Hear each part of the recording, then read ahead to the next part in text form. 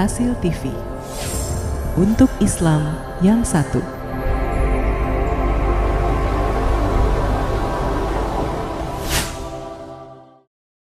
Radio Silaturahim untuk Islam yang satu, untuk Indonesia bersatu. Ikhwan dan akhwat, masih bersama saya Abi Agus dalam program Mimbar Rasil.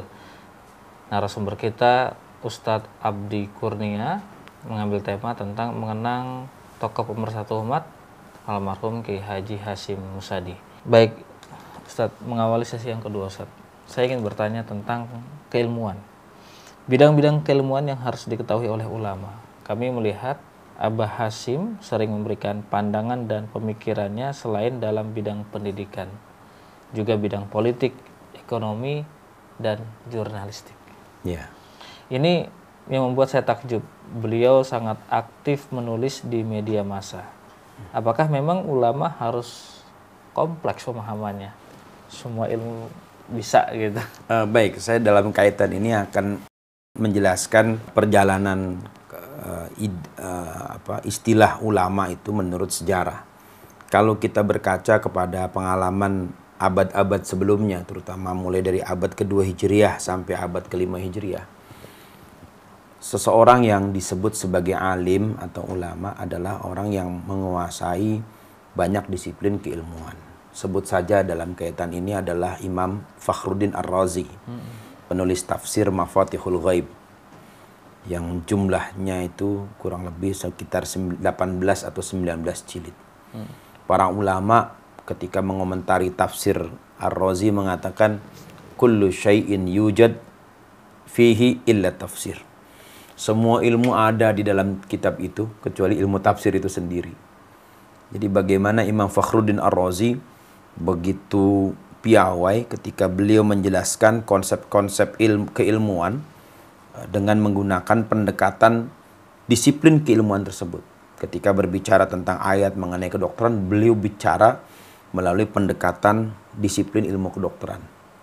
Nah, itu salah satu contoh. Dan bagaimana Imam Asy-Syafi'i, kalau kita baca di dalam muqaddimah atau pengantar dari Diwanul Imam Asy-Syafi'i yang berisikan syair-syair yang ditulis oleh Imam Asy-Syafi'i, di bagian muqaddimah, muhakkik atau editor dari kitab itu mengatakan bahwa Imam Syafi'i pernah menghabiskan bacaan kitab mantik atau logika Aristoteles itu dalam waktu 1 minggu. Beliau selesai menghatamkan mantik Aristoteles. Kemudian Imam Syafi'i juga menguasai ilmu kimia. Imam Syafi'i juga menguasai ilmu matematik. Beliau memahami ilmu matematik. Jadi kalau sudah menguasai ilmu logika, beliau pasti menguasai ilmu matematik. Nah, kemudian kalau kita bicara dari disiplin keilmuan agama saja, seseorang itu bisa dikatakan sebagai alim itu kalau sudah menguasai 20 disiplin ilmu agama, baru orang itu bisa dikatakan sebagai ulama. Dia menguasai ilmu balaghah, ilmu tata bahasa Arab, nahwu dan sharaf, menguasai ilmu usul fikih, menguasai ilmu usul tafsir, menguasai ilmu usulul hadis, menguasai ilmu jarh wa ta'dil, menguasai ilmu ma'ani, menguasai ilmu bayan, ilmu tentang nasikh dan mansukh. Masih ada 20 cabang disiplin keilmuan Islam yang harus dikuasai, baru orang itu layak disebut sebagai ulama. Bahkan untuk disebut sebagai ustadz saja, itu paling tidak 13 disiplin ilmu harus dikuasai. Nah, saya belum sampai 13 disiplin ilmu itu. Jadi karena kondisi masyarakat kita yang bisa dikatakan belum mencapai tingkat pemikiran sebagaimana masyarakat di Timur Tengah, ya kalau sudah bisa baca Al-Quran dengan lancar, apalagi enak didengar, ya sudah bisa dipanggil ustadz. Kalau di kampung-kampung sudah bisa memimpin tahlil, itu sudah dipanggil ustadz. Nah, dalam kaitannya dengan Abah Hasyim Musadi, gitu kan, apakah seorang ulama harus mempunyai disiplin keilmuan secara kompleks seperti itu? Iya, memang harusnya seperti itu.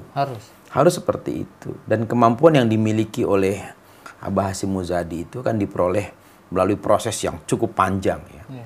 Proses yang tidak sebentar, 1-2 hari. Kalau sekarang kan baru baca postingan di Google saja sudah dipanggil ustadz dan sudah bisa mengatakan hadis ini sahih dan dhaif, kan begitu. Padahal dia baru buka postingan kemarin sore, tapi sudah bisa mengomentari orang yang mempelajari ilmu fikih selama 20 tahun. Ini kan ironis. Ya. Jadi seperti itu ya. Memang ulama idealnya dia menguasai kompleks keilmuan. Seperti itu. Apakah kemudian terjadi penurunan orang-orang yang memanggil ulama dengan mudahnya dipanggil ulama, dengan mudahnya dipanggil ustadz? Ya, bisa dikatakan seperti itu. Karena memang Rasulullah mengatakan di dalam satu hadis, kata Rasulullah, sayati zamanun alaikum alladhi yalihi, katanya kan syarrum minhu. Akan datang satu masa kepada kalian semua bahwa masa yang sesudahnya itu lebih buruk daripada masa sebelumnya. Jadi degradasi keilmuan, degradasi kualitas pemahaman itu memang sudah diprediksi oleh Rasulullah dan juga sudah diprediksi oleh para sahabat. Sebagai contoh misalnya Anas bin Malik, sebagaimana diriwayatkan oleh Imam Al-Bukhari, mengatakan innakum la ta'maluna a'malan hiya adaqqu fi a'yunikum minasy-sya'r wa kunna na'udduha fi ahdi Rasulillah sallallahu alaihi wasallam minal mubiqat. Sungguh kalian itu selalu melakukan amalan yang kalian anggap enteng di mata kalian, padahal kami pada masa Rasulullah sallallahu alaihi wasallam menganggap perbuatan itu sebagai perbuatan dosa besar. Nah, ini kan menggambarkan degradasi kualitas, penurunan kualitas pemahaman keberagamaan antara masa Rasulullah, masa para sahabat, dan masa sesudahnya. Sampai-sampai Imam Hasan Al-Basri mengatakan, lau adraktum ashaban Nabi sallallahu alaihi wasallam laqultum annahum majnunun, katanya kan. Beliau mengatakan, sekiranya kalian menjumpai bagaimana para sahabat Nabi sallallahu alaihi wasallam, laqultum, pasti kamu akan berkata, innahum majnunun, bahwa mereka itu adalah orang-orang gila. Yang dimaksud orang gila itu orang yang kehidupannya itu tidak sesuai dengan realitas. Realitasnya manusia mencari kesenangan, justru para sahabat menghindari kesenangan. Yang dicari adalah ridho Allah, sehingga mau mengorbankan kesenangan pribadinya. Para sahabat, mereka mau bangun setiap malam untuk melaksanakan sholat. Kalau kita kan bangun malam untuk lihat Liga Champion. Ya, sampai di mana klub kesayangan kita bisa mengalahkan musuh-musuhnya. Kalau mereka menghabiskan waktu malam itu ya untuk qaimun, kan, untuk mendirikan waktu malam. Ya, berzikir, taqarrub ilallah. Di siang hari mereka bekerja. Tetapi mereka juga melakukan pekerjaan secara realistis, artinya tidak sampai membunuh fitrah mereka. Kalau sekarang kan tidak. Orang bekerja itu berangkat gelap, pulang gelap. Berangkat ya subuh gitu kan.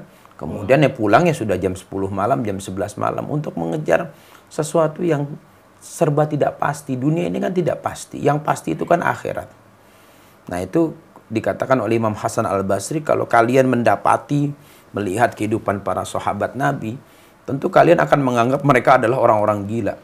Tetapi sebaliknya, walau adrakas sahabatu, gitu kan, walau adrakakumus sahabatu, sekiranya para sahabat Nabi mendapati kalian, gitu kan, melihat bagaimana kehidupan kalian, laqalu, mereka pasti akan berkata, innakum syayatin, bahwa kalian ini adalah setan-setan. Ya kan, artinya kalau kehidupan kita dengan para sahabat dibandingkan dengan sahabat sangat jauh sekali. Para sahabat itu tidak mementingkan duniawi, sedangkan kita ini masih mementingkan urusan duniawi. Ya, bagaimana Sayyidina Umar bin Khattab radhiyallahu an, ketika beliau sholat di kebunnya, beliau terlena dengan indahnya suara burung, lalu kemudian beliau mengiqab, menghukum kelalaian beliau di dalam sholat itu dengan cara mewakafkan, menyerahkan kebun itu untuk kepentingan umat. Kalau kita kan punya mobil di depan, kita parkir, kita sholat, kita kepikiran mobil, kita nggak berani mewakafkan mobil itu. Ya kan, nggak berani melakukan seperti yang dilakukan oleh Umar bin Khattab. Jadi ada memang penurunan kualitas generasi umat Islam. yang disebut ulama dengan kriteria-kriteria yang tadi sudah saya sebutkan, itu akan mengalami penurunan seiring dengan makin tidak pedulinya umat. Saya katakan umat bukan masyarakat, makin tidak pedulinya umat terhadap urusan agama ini. Sehingga pada akhirnya orang akan bertanya, apa manfaat ekonomi yang bisa didapatkan dengan mempelajari ilmu agama? Sehingga kita lihat sekarang fenomenanya di kampus-kampus Islam negeri, fakultas-fakultas agama itu sepi peminat. Sebagai contoh di Universitas Islam Negeri, Fakultas Usuluddin itu sepi peminat. Tapi yang ramai peminatnya adalah fakultas-fakultas ilmu politik, ilmu sosial, fakultas ekonomi, fakultas kedokteran. Sementara fakultas agama itu sepi peminat. Di UI sendiri misalnya di program pasca sarjana ilmu hukum, program studi hukum Islam itu sepi peminat. Tapi yang ramai itu adalah program studi hukum ekonomi yang terkait dengan bagaimana kehidupan perekonomian, bagaimana mengembangkan karir duniawi. Itu satu gambaran saja bahwa umat yang makin tidak peduli terhadap agamanya, itu juga menjadi salah satu sebab makin menurunnya kualitas pemahaman beragama. Begitu pula makin menurunnya kualitas keulamaan seseorang.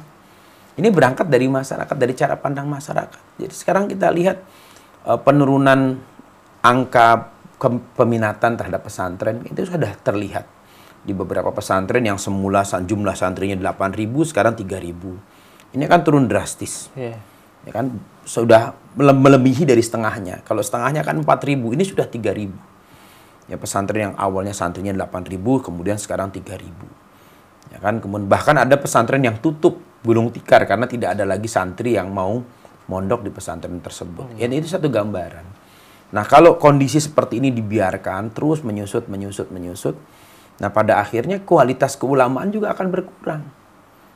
Ya kan, jadi tidak muncul orang-orang yang memang ditempa sejak usia muda dengan ilmu-ilmu agama, dengan berbagai macam disiplin keilmuan untuk bisa memperjuangkan agama ini. Nah, ini. Kalau tidak ada ulama, siapa yang akan membela kita? Nah, ini dia. Ya kan, kalau sudah tidak ada ulama, maka hancur dunia ini. Ya kan, tidak ada lagi yang menjadi penengah di antara umat. Karena itulah Rasulullah mengatakan innallaha la yaqbidul ilma intiza'an minal ibad. Sesungguhnya Allah Subhanahu wa taala tidak mencabut ilmu begitu saja dari hamba-hambanya, walakin yaqbidul ilma biqabdil ulama, tetapi Allah mencabut ilmu itu dengan cara Allah mematikan para ulama hatta la yabqa alimun, sehingga tidak tersisa lagi yang namanya orang alim. Lalu kemudian Rasulullah mengatakan fattakhadhan nasu ru'usan juhalan. Lalu kemudian orang-orang akan menjadikan orang-orang bodoh itu sebagai pemimpin. Fasu'ilu fa'aftau bighairi ilmin. Pemimpin-pemimpin yang bodoh ini ditanya dan memberikan fatwa tanpa dasar ilmu. Apa yang terjadi? Adallu fa'adallu. Mereka sudah sesat, lalu mereka menyesatkan banyak orang. Na'udzubillah. Ini yang kita khawatirkan. Karena itu di kalangan Nahdiyin berlaku satu kaidah, man lam yahzan bimautil ulama fahuwa munafiq. Orang yang tidak sedih dengan matinya seorang ulama, maka dia adalah orang munafik. Kenapa? Wafatnya seorang ulama berarti putusnya satu ikatan Islam. Kalau orang itu tidak sedih dengan putusnya satu ikatan Islam, maka diragukan iman orang tersebut.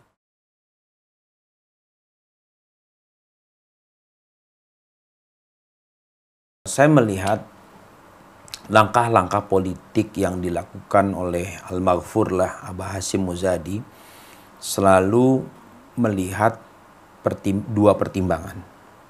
Jadi selalu mengacu kepada dua pertimbangan. Yang pertama pertimbangan itu adalah maslahat ammah, dan yang kedua maslahat khassah.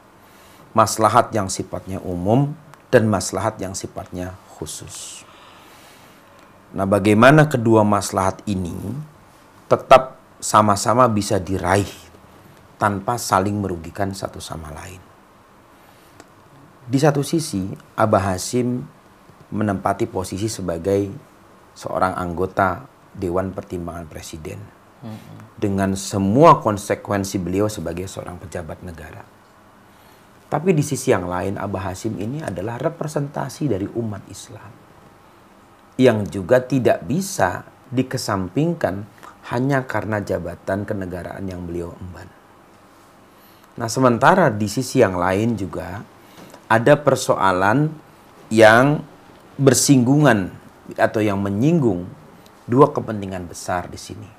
Di satu sisi kepentingan negara, ya, di satu sisi kepentingan umat Islam. Nah, karena itu yang saya pahami, bagaimana Abah Hashim mencoba mengkompromikan dua kepentingan itu sehingga tidak saling mengalahkan satu sama lain. Nah, ini memang gaya khas dari Nahdlatul Ulama. Jadi Nahdlatul Ulama itu selalu mencoba mencari titik tengah dari setiap persoalan. Sebagai contoh, kalau kita berkaca kepada pengalaman sejarah, ketika Nahdlatul Ulama mendukung kebijakan Presiden Soekarno yang mencoba mempersatukan nasionalisme, agama, dan komunis. Bagi orang yang tidak memahami sejarah dan tidak memahami pola berpikir dari para kiai Nahdlatul Ulama pada saat itu, masih hidup Kiai Abdul Wahab Hasbullah sebagai salah satu pendiri Nahdlatul Ulama, karena pada tahun 45 Hadratus Syekh Hasyim Asy'ari meninggal dunia. Maka semua fatwa yang keluar dari Nahdlatul Ulama direpresentasikan atau diwakili oleh pendapat dari Kiai Haji Abdul Wahab Hasbullah. Mereka yang tidak memahami pola berpikir kiai, pola berpikir para ulama di lingkungan Nahdlatul Ulama akan beranggapan bahwa NU ini sebenarnya selalu berpihak kepada komunis. Nah, sehingga ada yang menuduh Kiai Abdul Wahab Hasbullah itu sebagai antek-antek komunis. Ya, jadi di balik sorbannya itu ada palu arit, sampai ada yang menuduh seperti itu. Tapi Kiai Abdul Wahab Hasbullah punya alasan kenapa beliau mendukung ide Nasakom yang digulirkan oleh Presiden Soekarno pada saat itu ya? Pada saat itu. Yang pertama, Kiai Abdul Wahab Hasbullah melihat fakta di lapangan bahwa yang dirugikan dari isu komunisme itu adalah para asatid, para ustadz dari Jam'iyah Nahdlatul Ulama. Karena kader-kader PKI di bawah selalu mengkampanyekan perlawanan terhadap simbol-simbol kapitalisme, antara lain adalah agama.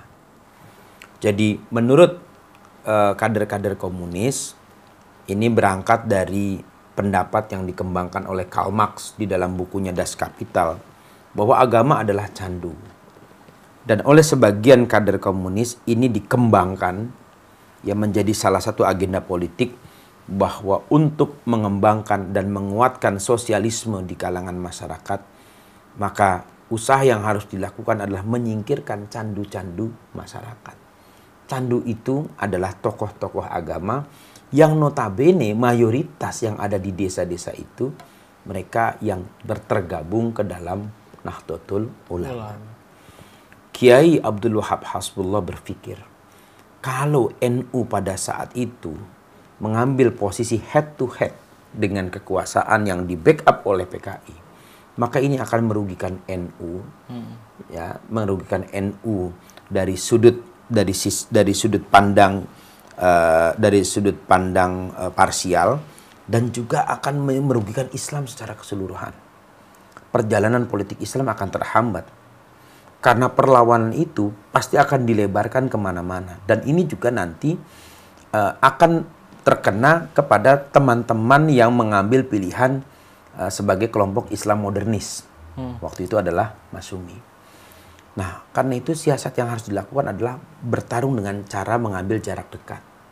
Yaitu ikut mendukung kebijakan Presiden Soekarno, mengusung ide Nasakom. Supaya NU bisa menyampaikan suara keberatan secara langsung kepada kekuasaan. Dan kita lihat pada tahun 65 yang punya peran untuk menumpas PKI di grassroots, di akar rumput adalah NU. Ya.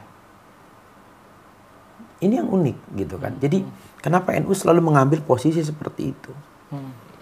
Nah, saya tidak mengatakan bahwa yang dilakukan oleh Abah Hasyim Muzadi seperti itu. Saya tidak mengatakan seperti itu.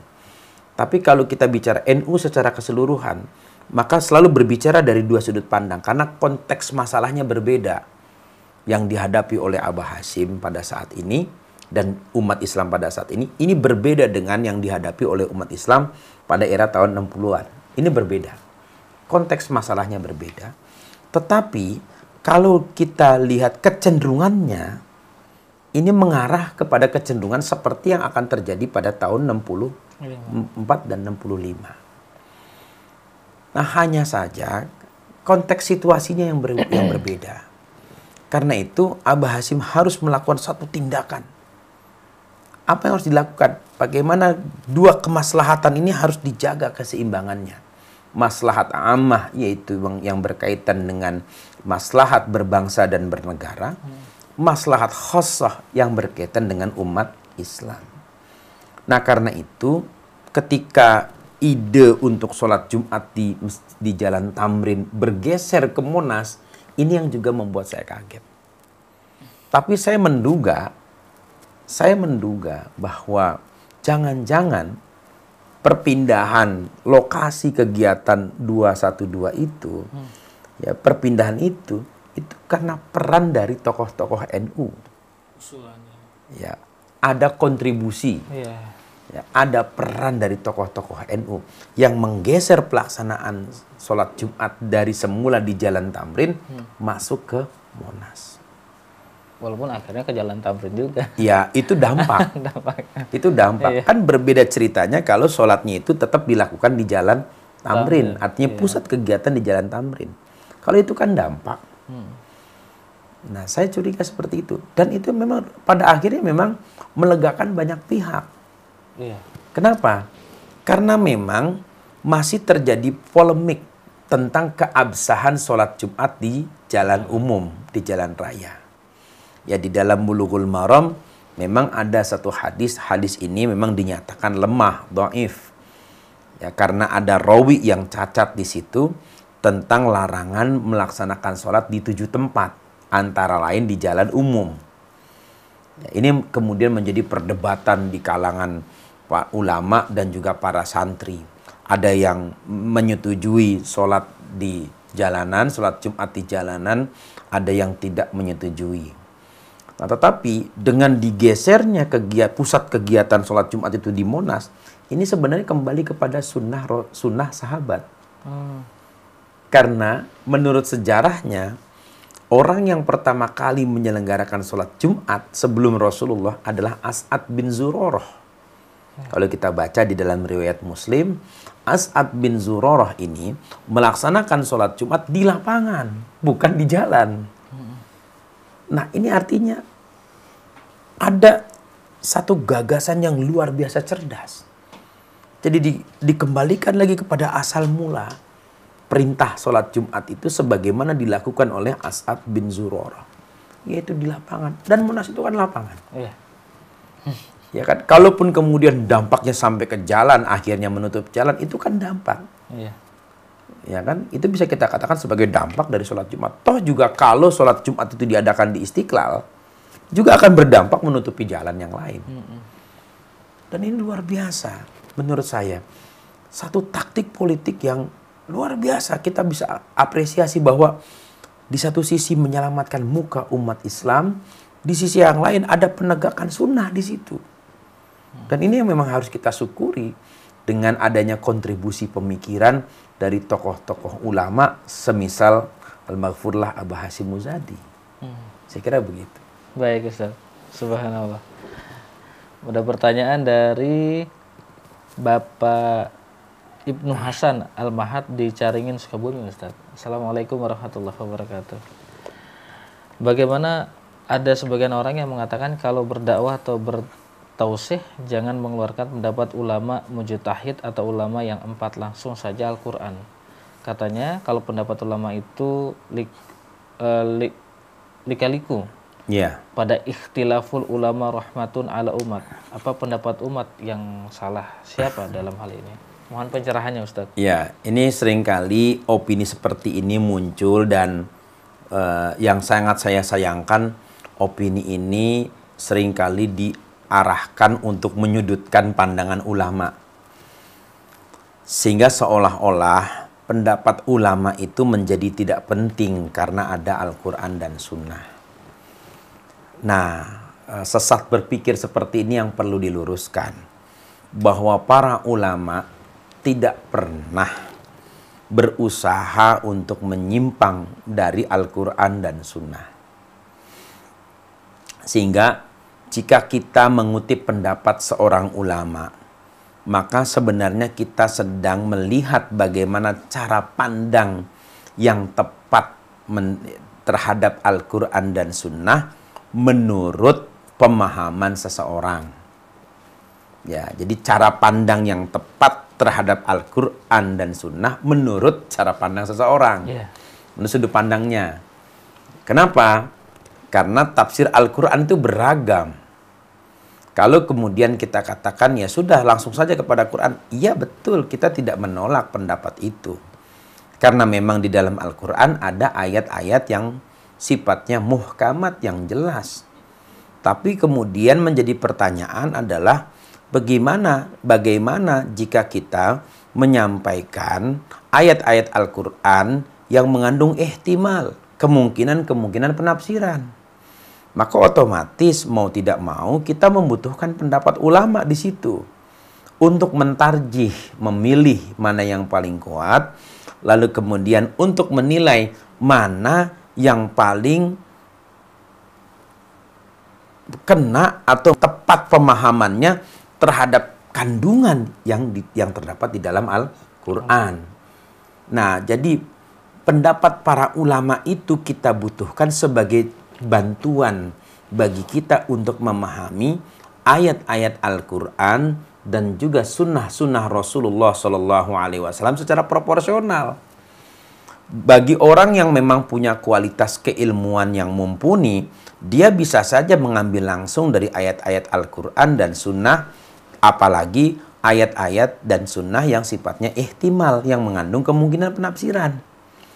Tapi yang menjadi pertanyaan, bagaimana kalau misalnya orang itu nggak pernah ngaji, belajar ilmu agama tidak pernah, lalu kemudian dia harus memahami ayat Al-Quran. Lah kan ada terjemahannya. Lah yang menjadi pertanyaan, apakah benar terjemahan itu sudah tepat? Karena dari berbagai macam penelitian, terjemahan Al-Quran yang beredar itu kan masih banyak kekeliruannya atau tidak tepat di dalam menafsirkan. Dan perlu kita garis bawahi juga di sini bahwa para ulama di Timur Tengah sepakat haram menerjemahkan Al-Quran ke bahasa asing. Haram menerjemahkan Al-Quran ke bahasa asing. Pendapat itu disebut di dalam kitab At-Tibyan fi Ulumil Quran yang ditulis oleh Syekh Muhammad Ali As-Sabuni. Juga pendapat itu dikuatkan lagi oleh pendapat Syekh Dr. Yahya Abdul Razak Al-Ghausani, pengajar Al-Quran di Madinah Al-Munawwarah. Mereka mengatakan bahwa haram hukumnya menerjemahkan Al-Quran. Lah, lalu bagaimana dengan terjemahan yang beredar? Itu bukan terjemahan. Tapi coba kalau kita lihat ya di dalam terjemah Al-Quran bahasa Arab, itu disebut dengan nama tarjamah tafsiriyah. Terjemah penafsiran. Artinya ayat-ayat Al-Quran itu ditafsirkan dalam bahasa asing. Bukan diterjemahkan. Sebab menerjemahkan itu adalah memindahkan makna dari makna satu kata dari satu bahasa ke bahasa yang lain. Dan ini belum tentu ketemu yang namanya padanan kata. Contoh misalnya kata fatir. Dalam bahasa Indonesia maknanya apa fatir? Apakah maknanya itu adanya pembuat? Belum tentu. Karena Ali bin Abi Thalib radhiyallahu an pernah kebingungan ketika turun surat Fatir. Ketika mendengar Rasulullah membaca Alhamdulillahi fatiris samawati wal ard, Ali bin Abi Thalib bingung, apa itu Fatir? Padahal orang Arab. Barulah dia paham makna Fatir ketika beliau pergi ke kawasan gurun, ke kawasan Badui, melihat dua orang Badui berselisih tentang kepemilikan sumur. Satu orang kemudian mengatakan, ana fatiru hadzal bi'r. Saya ini orang yang menemukan titik, menggali, membuat. Sehingga artinya fatir itu bukan cuma semata-mata pencipta. Kalau diterjemahkan ke bahasa Indonesia kan jadi rumit itu penjelasannya. Ya kan? Karena itu disebut sebagai tarjamah tafsiriyah. Ditafsirkan kata fatir itu maknanya adalah pencipta. Nah itu Al-Quran. Bagaimana dengan sunnah? Terjemahan sunnah yang beredar di masyarakat saja belum bisa dipastikan 100% itu sesuai dengan apa yang diinginkan oleh Rasulullah Shallallahu Alaihi Wasallam.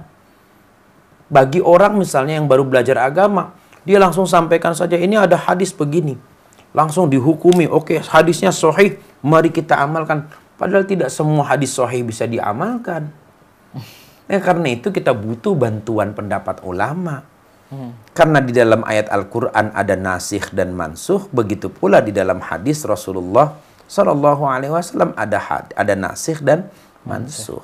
Jadi benar, saya setuju dengan pendapat yang mengatakan kenapa kalau bicara kenapa nggak langsung Al-Quran dan Sunnah. Saya setuju. Tapi yang menjadi pertanyaan, siapa dulu yang berbicara? Kalau yang berbicara orang yang memang menguasai ilmu agama, oh silakan. Tapi bagaimana kalau orang itu adalah orang yang tidak punya pengetahuan agama sama sekali? Maka dia butuh bantuan pendapat ulama untuk bisa memahami Al-Quran dan Sunnah. Jadi ulama itu jembatan. Jembatan untuk memahami Al-Quran dan Sunnah. Dan saya yakin ulama dalam maknanya sebagai orang-orang yang takut kepada Allah tidak mungkin menyalahi Al-Quran dan Sunnah Rasulullah Sallallahu Alaihi Wasallam. Baik, Ustaz.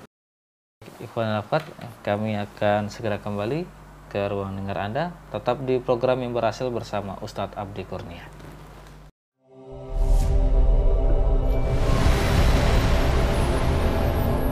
Rasil TV, untuk Islam yang satu.